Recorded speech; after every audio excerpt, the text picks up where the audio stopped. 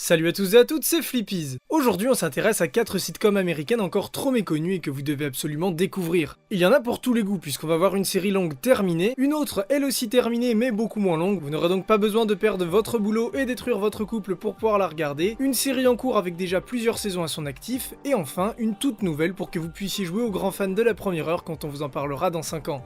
On commence avec How I Met Your Mother. Je vous l'accorde, elle est relativement connue, mais je me rends compte que beaucoup de personnes ne la connaissent pas du tout. Considérée par beaucoup comme l'héritière de Friends, et pour cause, la série a de nombreux points communs avec cette dernière. On suit un groupe de trentenaires new-yorkais blancs dans leurs relations professionnelles, sentimentales et bien sûr amicales. D'ailleurs, beaucoup d'événements seront plus ou moins calqués sur ceux de Friends. Malgré tout, How I Met Your Mother a su se démarquer grâce à un style narratif totalement différent. En effet, Ted, le héros principal, joue également le rôle de narrateur. Depuis les années 2020, il nous raconte l'histoire de sa rencontre avec sa femme qui débute en 2006. Ce procédé permet à la série de suivre le rythme de narration qu'elle veut en passant volontairement sur des faits qu'elle ne veut pas raconter et en faisant des sauts dans le futur et le passé. On insiste ainsi à beaucoup d'histoires dans l'histoire. La série est terminée et compte 9 saisons.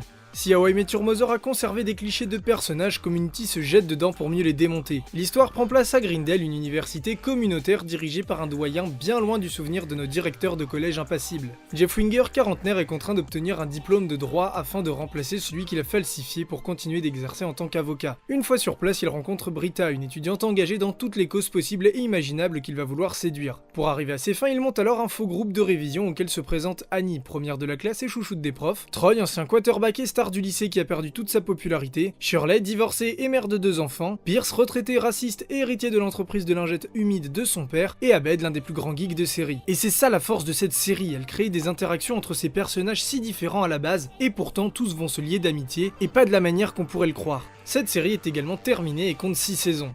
Changeons complètement de registre avec Brooklyn Nine-Nine, une sitcom policière. Tout se passe pour le mieux dans ce commissariat, le capitaine est un laxiste de première qui laisse une liberté plus que totale à son équipe. Sauf qu'un remplaçant fait son arrivée, le capitaine Holt, noir et gay. Autant vous dire qu'il en a bavé pour en arriver là où il en est, et qu'il ne compte pas laisser un commissariat immature ruiner sa carrière. Mais Jake Peralta ne va pas se laisser faire non plus, et compte bien bousculer son coincé de capitaine. Jake est génial, c'est le gamin qu'on a tous été et qui rêvait de devenir flic. Lui a accompli son rêve, mais est resté cet enfant, que ça soit dans sa spontanéité ou sa vision de son métier. Pour lui, chaque affaire est l'occasion de recréer sa version d'une scène de film d'action dont il est fan, notamment Die Hard. La série est en cours avec sa 4e saison. On termine avec Powerless qui vient tout juste de débuter. Emily, jeune manager, arrive dans la société de ses rêves qui produit des gadgets pour la sécurité des citoyens. Pour elle, tout le monde peut devenir bons amis et marcher main dans la main, peu importe la fonction et le statut. Sauf que son boss est le stéréotype du riche qui ne voit que les bénéfices, et son équipe prend un malin plaisir à malmener les managers. Ah oui, et ça se passe dans l'univers d'ici. L'entreprise en question est une filiale de Wayne, Batman si vous préférez. En grand fan de comics, je trouve cette idée géniale. Même avec le développement des univers étendus de super-héros au cinéma et à la télé, les personnages de leur univers et nous-mêmes les considérant comme des mythes, des modèles, on les admire. Ici, non, quand Superman se bat, tout le monde râle parce que ça va le mettre en retard. L'univers super-héroïque est complètement désacralisé, et en plus l'orientation humoristique permet de ne pas tenir compte de la continuité et la vraisemblance de ces univers. Du coup, on a le droit à une avalanche de références. Dans cette série, tout est comics. Rien que dans les premiers épisodes, on nous montre des commerciaux d'Atlantis, des hommes de main du Sphinx, et on sous-entend l'apparition d'au moins 5 membres de la Justice League. Et petit bonus, pour ceux qui connaissent déjà Community, on retrouve Danny Pudi dans le rôle du responsable de la recherche et du développement.